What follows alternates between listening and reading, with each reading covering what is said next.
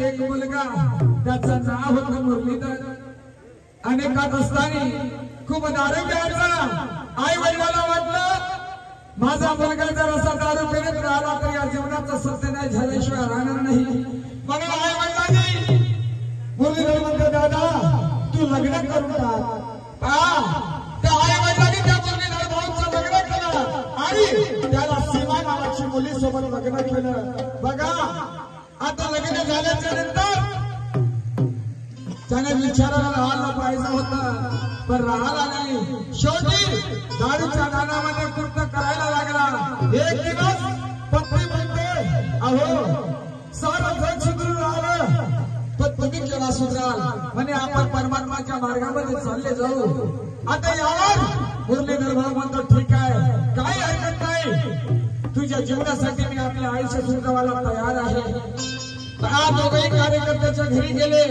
आणि गेल्याच्या नंतर त्या कार्यकर्त्या साहेबांनी शिकवण सांगून दिली आणि यांनी कार्याला सुरुवात केली. कार्यकर्ते साहेब म्हणायचे, दादा रे सर्व काही करतो पण या व्यसनाच्या अधीन जाऊ नको, कारण तू या व्यसनाच्या अधीन जर झालास तर तुझ्या कुटुंबाचा सत्यानाश झाल्याशिवाय राहणार नाही.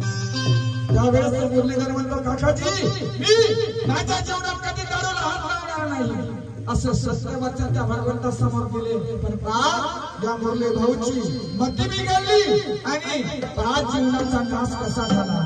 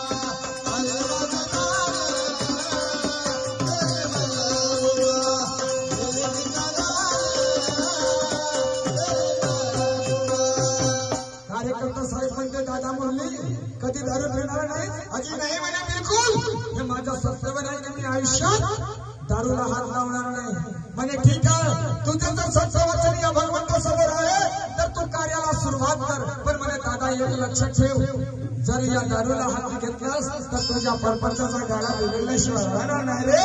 म्हणून विचाराने वाद आणि नियमाला जा. त्यावर मार्गदर्शन करतात कार्यकर्ते साहेब कसे. अरे वाहा करा तू दादा यहाँ मावरी आणि मिहिरेल सुख तुला फुला परी. नको जीवन माया घालू रे या व्यसना परी.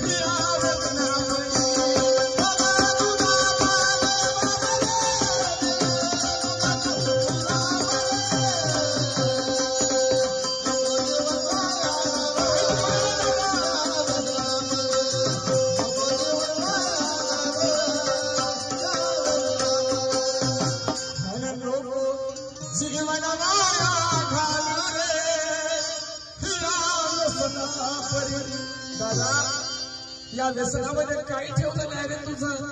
तुझ्या घरी 7 एकर शेती आहे, पत्नी सुंदर आहे, विचारानं वाग, नियमाला जाग. आणि ज्याप्रमाणे गुलाबाचा फूल उगवलेला कोमल दिसते त्याप्रमाणे तुझी पत्नी आहे, तुझा संसार आहे रे. या फुलासारखा जगा आपला संसार चालू कर. बघा कार्यकर्ता साहेब नियमानं सांगतात, पण बा याची मती बिघडते आणि समोर काय होतं बघा.